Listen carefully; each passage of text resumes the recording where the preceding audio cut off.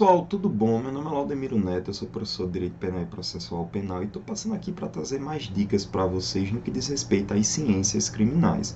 Agora, com um ponto que me chama a atenção desde o momento que eu me encontrava na graduação e que, inclusive, foi objeto de questionamento na segunda fase do meu exame da ordem. E que ponto é este, professor? É no que diz respeito, gente, ao chamado furto de uso, que nada mais é que uma construção doutrinária que passou a ter um respaldo jurisprudencial e que é tão importante nós termos a atenção a ela, principalmente quando vamos analisar questões tanto do exame da ordem como de concursos públicos. Mas para que eu possa adentrar esse tema, antes vamos fazer uma pequena introdução. É importante perceber que quando nós pegamos o Código Penal e vamos à parte especial dele, o artigo 155, que vai falar do crime de furto, ele inaugura o título 2º, que fala dos crimes contra o patrimônio. Meus amigos, eu quero que você aqui tome uma atenção especial. Veja que o próprio título ele descreve dos crimes contra o patrimônio. Não é necessariamente contra a propriedade, tendo em vista que a propriedade, conforme o Código Civil determina, ela detém aquele que pode livremente dispor dela. Então, perceba que ao falar em patrimônio e não apenas em propriedade, o nosso legislador está a abarcar tanto aquele que detém a propriedade propriamente dita, como quem detém a posse. É por isso que quando eu pego emprestado um veículo e esse veículo é tomado de assalto, eu tenho um crime contra o patrimônio. Muito embora, naquele momento, eu estivesse apenas com a posse daquele bem. Então, tome um cuidado porque essas particularidades às vezes passam por despercebido. Então, o título 2º ele começa inaugurando aí a parte voltada aos crimes contra o patrimônio, que abarca tanto a propriedade propriamente dita como a posse. É por isso que mais à frente, no artigo 168, nós passamos a estudar o crime de apropriação indébita, que nada mais é que aquele que detém a posse, que passa a usufruir dela como se fosse o legítimo proprietário, tá bom? Então, desde já, tome essa atenção, porque aqui nós temos um título que abarca essas duas figuras, tanto a propriedade como a posse propriamente dita. Mas vamos para o artigo 155 do Código Penal para falar um pouquinho do crime de furto? Pois bem, o artigo 155 ele descreve o seguinte: subtrair para si ou para outrem coisa alheia móvel. Observe que só é passível do crime de furto os bens móveis. Eu vou colocar aqui no card para vocês uma tabelinha, onde eu descrevo o que seria um objeto passível de furto e o que não seria este objeto, tá bom? Então, voltando aqui à discussão, quando a gente pega esse verbo do tipo, ele consiste no subtrair. Do que vem a ser isso, professor? A subtração, gente, eu costumo dizer que é o arrebatamento, certo? É você pegar a coisa que se encontra na esfera de patrimônio de uma pessoa alheia e trazer para a sua esfera de patrimônio, para que você tenha a posse/propriedade deste bem de forma definitiva. Veja que a subtração, ela se manifesta justamente com essa inversão da posse para com a figura do autor e da vítima. A partir do momento que eu faço essa inversão, eu tenho aí a subtração sendo realizada. É por isso que quando a gente vai para o campo doutrinário e jurisprudencial, nós passamos a perceber que o crime de furto ele se consuma conforme a teoria da Amócio, havendo a inversão da posse, ainda que por um breve período de tempo e ainda que haja uma perseguição por quem de direito para com aqueles autores da conduta delitiva, certo? Então, a consumação do crime de furto, ele se dá com base aí nessa teoria da Amócio. Só que temos um ponto interessante que precisa ser discutido nesse momento, que é a figura do elemento subjetivo. O que vem a ser o elemento subjetivo, professor? Conforme a corrente finalista de Hans Welsel, a conduta delitiva ela se manifesta por elementos que são objetivos, que dizem respeito à voluntariedade, à ação ou omissão, entre outros, e elementos subjetivos, que é o que guia a conduta do sujeito, é o elemento psicológico, é o que normalmente nós chamamos de dolo de culpa. Então, quando a gente olha para o crime de furto, Nós precisamos perceber aqui, dentro do dolo, certo? Porque não existe o crime de furto culposo, nós precisamos perceber o chamado ânimos de assenhoramento definitivo. Ou seja, é você querer aquela coisa para si, de forma permanente. E não apenas para usar momentaneamente daquele bem. Por isso que quando a doutrina enaltece esse ânimos de assenhoramento definitivo, ela levanta o questionamento. E que questionamento é esse? Olha, se o verbo do tipo é subtrair, se o dolo ele precisa se manifestar com base num ânimos de assenhoramento definitivo, o que acontece se porventura o sujeito queira apenas usar momentaneamente um bem e, de forma mais breve possível, queira restituí-lo sem que a vítima perceba? Observe que não temos um ânimos de assenhoramento definitivo. Então, como é que a gente leva esse ponto de análise para o campo jurídico? É isso que a gente passa a discutir agora, quando nós adentramos a figura do furto de uso. O que vem a ser o furto de uso, professor?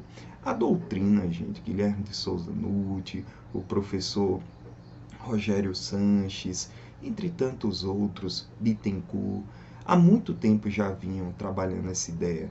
Se o indivíduo ele pega uma coisa de forma breve, certo? Sem que a vítima perceba, restitui posteriormente esta coisa de forma integral, ou seja, sem danos. E o ânimos que guia a sua ação é um ânimos de usar da coisa momentaneamente, ou seja, eu não estou discutindo aqui a manutenção da propriedade para com o sujeito, sim, é descrito categoricamente que ele queria apenas usar da coisa e restituí-la posteriormente, certo? Nós estaremos diante dessa classificação doutrinária chamada de furto de uso, tá bom? Então, quando a gente passa a perceber essa figura, é importante porque dentro da teoria do crime, onde nós vamos alocar esse elemento? Na minha segunda fase da OAB, como eu citei para vocês na abertura desse vídeo, caiu justamente esse ponto como tese defensiva. E aqui, pessoal, quando a gente vai construir a teoria do crime, é sempre bom nós recordarmos que o conceito analítico de crime pautado pela corrente tripartida consiste em um fato típico, ilícito e culpável. Então, nós temos que iniciar a análise pelo fato típico, descrevendo a conduta com os elementos objetivos e subjetivos que eu citei há pouco, o resultado normativo e naturalístico, o nexo de causalidade que guia a conduta e o resultado, e, por fim, a tipicidade. O que vem a ser a tipicidade? É a perfeita adequação da conduta praticada pelo sujeito a uma norma penal incriminadora. Aqui jaz aquela tipicidade clássica, que era a tipicidade formal. Então, veja que quando a gente pega a conduta do sujeito que buscou usar momentaneamente o bem para restituí-lo, logo após este, de forma integral, e o elemento que guiava a ação dele era um elemento de uso e não de subtração, eu não tenho tipicidade formal. Se eu não tenho tipicidade, eu não tenho fato típico. Se eu não tenho fato típico, nós estamos diante de uma conduta que ela é o quê? Atípica, não há crime. Então você não precisa partir para a análise da segunda elementar da teoria do crime, que é a ilicitude barra antijuridicidade, ou a terceira figura, que seria a culpabilidade. Por quê? Porque você já mata a discussão jurídica nessa primeira coluna, evidentemente, se nós estamos trabalhando apenas com essa tese, não havendo tese subsidiária.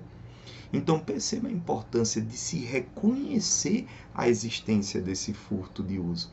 Na minha avaliação da OAB, caiu uma questão que dizia que um determinado sujeito foi com sua mãe à casa dos seus patrões, que ela tinha a chave, tinha acesso livre. Enquanto essa mãe fazia a limpeza do imóvel, o filho, querendo dar uma volta de carro com a namorada, pegou a chave de um dos carros que se encontrava na residência e foi dar esta volta.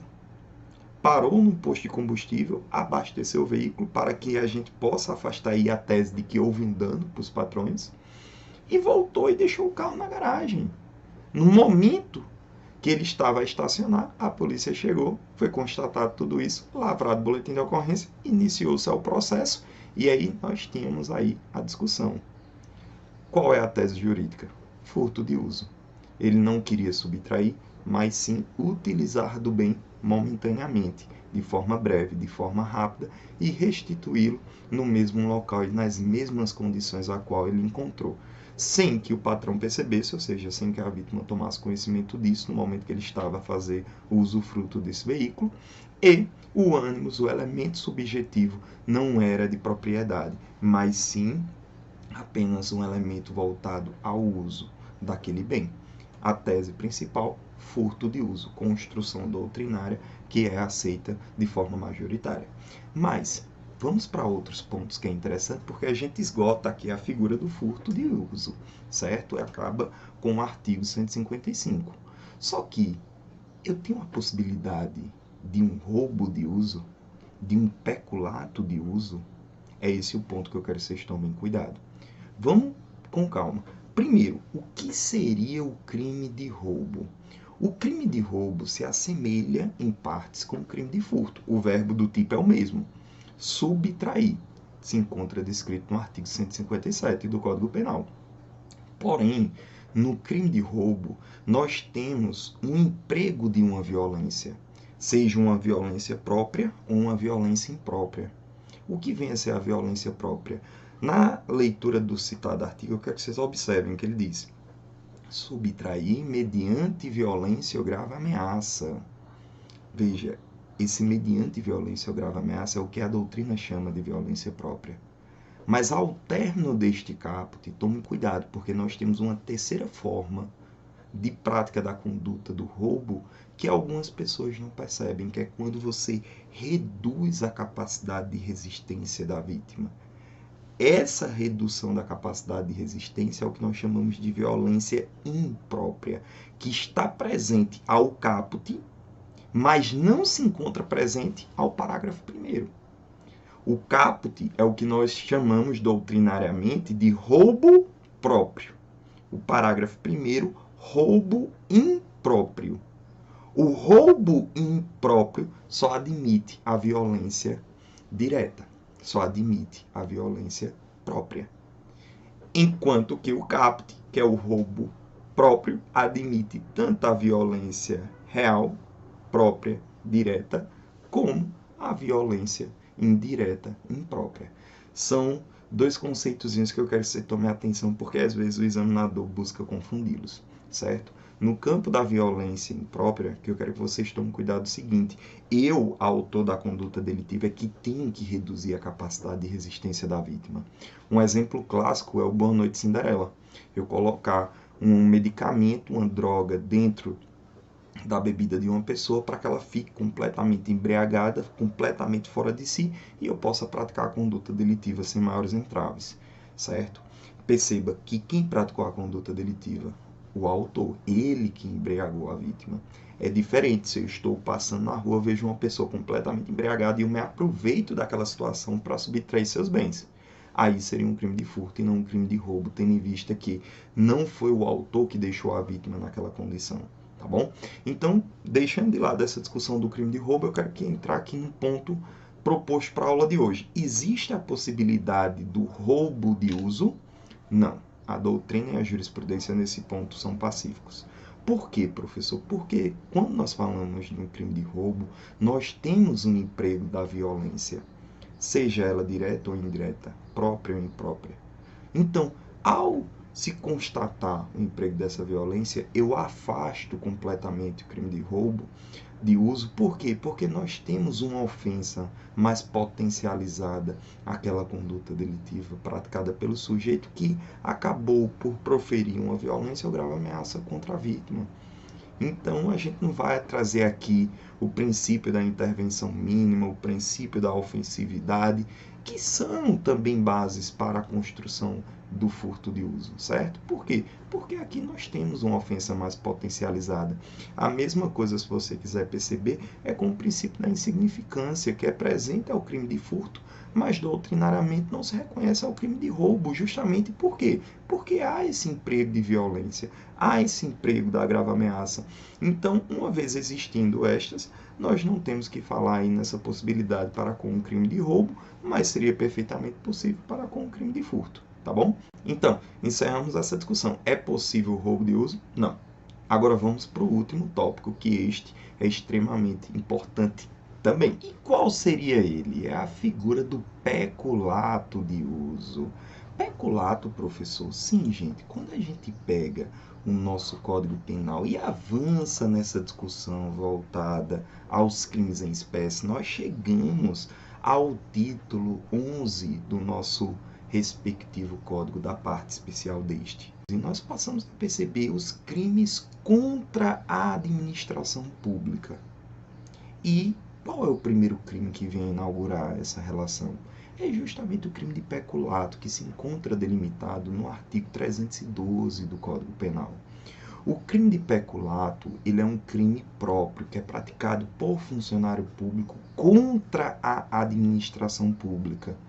E ele tem uma particularidade bem interessante, qual seja, nós temos aqui dentro, gente, duas figuras delitivas dentro do peculato. Nós temos o caput, que fala em apropriar-se, ou até mesmo fala em desviar um determinado bem da administração. Veja quais são os verbos: apropriar-se, desviar-se. E temos, no parágrafo único, aquilo que a doutrina chama de peculato furto, que é quando ocorre a subtração. Por parte de quem, professor? Por parte do servidor público. Ele está subtraindo um bem que pertence à administração, na qual ele tem aquela posse. Então, quando a gente olha para esse parágrafo 1º do artigo 312 do CP, nós paramos e percebemos o seguinte: há muita similitude com o crime de furto. O verbo é o mesmo, subtrair. Então, seria possível discutir o chamado peculato de uso? A doutrina começou a discutir isso e a jurisprudência posteriormente corroborou com essa afirmação. Sim, é perfeitamente possível. Então, se a gente pega todos aqueles requisitos que há pouco eu discutia com vocês, falando sobre o elemento subjetivo, que é um elemento de mero uso, restituição rápida, de forma integral, sem que a vítima perceba, certo? Nós teríamos aí a possibilidade do peculato de uso, certo? O que eu quero que vocês tomem um cuidado muito especial respeito à figura dos prefeitos. Isso porque um servidor público, ele pode vir a praticar o chamado peculato de uso, certo? Por quê? Porque quando a gente observa aí o parágrafo 1º do artigo citado, ele se assemelha ao crime de furto. Então, se ao crime de furto seria possível, ao de peculato também, já que não houve um dano à administração pública. Eu posso discutir lá no âmbito civil uma questão de improbidade, por ferir princípios da administração pública, mas aqui a gente está trabalhando a tese da relação criminal. Então, eu teria essa possibilidade. Só que, e com o prefeito? Por que eu quero que vocês tenham essa atenção? Porque com os prefeitos, pessoal, existe um decreto-lei que é muito importante, que eu aconselho a leitura dos senhores para com esse citado texto, que é o decreto 201 de 1967. Esse decreto, ele busca trabalhar a responsabilidade dos prefeitos e dos vereadores. E quando você pega o artigo 1º e vai lá no inciso 2º desse decreto, você vai perceber que há uma punição específica para os chefes do executivo municipal que utilizam-se de bens, serviços ou rendas da administração pública. Então, olha que casca de banana tremenda.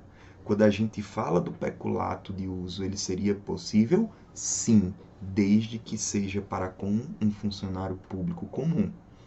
Mas, se nós estamos diante de um prefeito, nós não teríamos essa possibilidade, uma vez que o Decreto-Lei 201 de 67 veda essa relação. E aí, gostou da dica? Então fica atento que logo mais a gente vai estar trazendo outros conteúdos voltados tanto para concurso como exame da ordem, para auxiliá-los nessa preparação. Meu nome é Laudemiro Neto, sou professor de Direito Penal e Processual Penal. Um forte abraço a todos e bons estudos. Até mais.